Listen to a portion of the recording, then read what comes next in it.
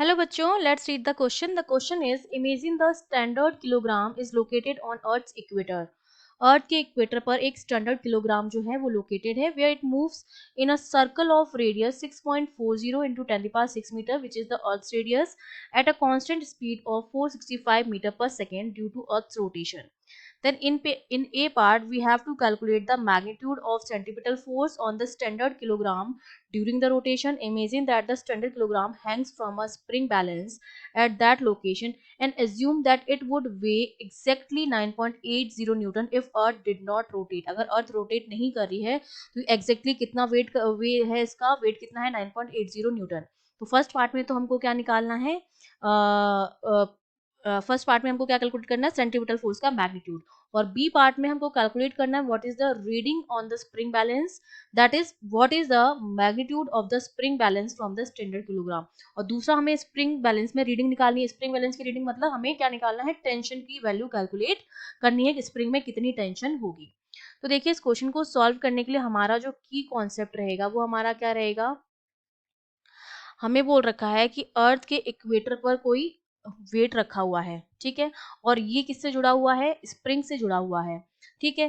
तो जब ये रोटेट करेगा तो क्या होगा, यहाँ पर सपोज कोई वेट रखा हुआ है, ठीक है, वो जब रोटेट करेगा और अर्थ अपनी रोटेट कर रही है, ठीक है, इस तरह से अर्थ जो हो रही है वो रोटेट हो रही है, इसका मतलब सर्कुलर मोशन हो रहा है. तो सर्कुलर मोशन में क्या होगा, एक तो उसका वेट लगेगा, ठीक है, और दूसरा उस पर क्या लगेगा, सर्कुलर मोशन में हमारे ऊपर क्या काम करता है, सेंट्रीपिटल फोर्स लगता है, ठीक है, जिसको हम बोलते हैं force,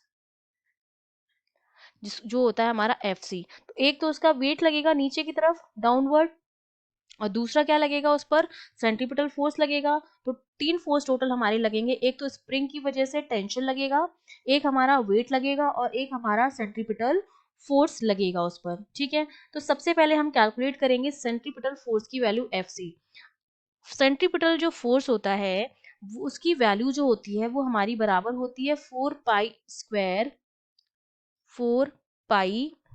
square R W upon T square जी, ठीक है. ये वैल्यू होती है सेंट्रीपिटल फोर्स की.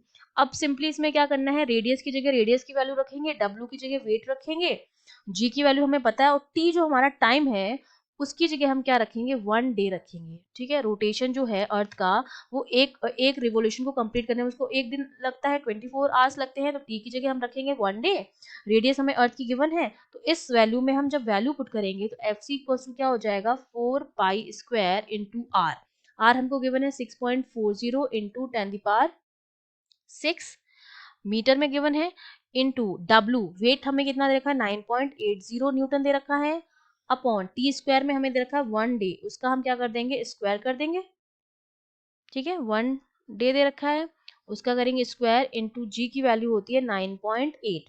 ये सारी वैल्यूज रखे जब हम सॉल्व करेंगे इसको, ठीक है, किलोमीटर में है सारी वैल्यूज, 9.80 जो है उसको हम क्या करेंगे, कन्वर्ट करके सारी वैल्यूज कन्वर्ट करके जब उसको सॉल्व करेंगे तो एफ सी की जो वैल्यू आती है वो हमारे पास मिलती है 0.0336 न्यूटन. ये मेरे पास क्या आ गया, सेंट्रीपिटल फोर्स की वैल्यूज आ गई हैं. अब हमें पता है कि इतना सेंट्रीपिटल फोर्स उस ऑब्जेक्ट के ऊपर लग रहा है, ठीक है. तो उस ऑब्जेक्ट के ऊपर अगर सेंट्रीपिटल फोर्स लग रहा है एफ सी के बराबर, उसका वेट डब्ल्यू है, और स्प्रिंग से जुड़ा हुआ है तो टेंशन टी होगी. तो अगर मैं इक्वेशन बनाऊं, ठीक है, इस पॉइंट पर इक्वेटर पर इक्वेशन बनाऊं तो वो हमारी क्या बनेगी, इक्वेशन बनेगी, जो टी आएगा मेरा टेंशन वो किसके बराबर होगा, डब्ल्यू, सॉरी सेंट्रीपिटल फोर्स लगेगा आउटसाइड में, ठीक है, ये यहाँ पर आ जाएगा.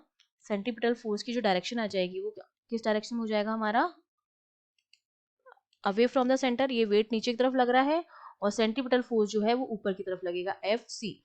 तो अगर मैं डब्ल्यू में से एफ सी को माइनस कर दूं तो मेरे पास टेंशन आ जाएगा, क्योंकि टी प्लस एफ सी जो है वो डब्ल्यू के बराबर है. टी प्लस एफ सी जो है that is equal to W, that means T equal to W minus F C. F C की वैल्यू हमने कैलकुलेट कर ली है, डब्ल्यू हमको गिवन है, तो टी कितना आ जाएगा, 9.80 newton minus F C 0.0336 newton. तो टी मेरा कितना आ जाएगा, 9.76 न्यूटन के बराबर आ जाएगा. इतना टेंशन है स्प्रिंग बैलेंस में, तो उसकी जो रीडिंग आएगी वो हमारी क्या आएगी, 9.6 न्यूटन आएगी। इसका मतलब जो फोर्स एक्सर्ट हो रहा है स्टैंडर्ड किलोग्राम की वजह से स्प्रिंग बैलेंस पर, जिससे वो सस्पेंड है इक्वेटर पर, वो हमारे पास क्या है, 9.76 Newton. I hope you understood well. All the best.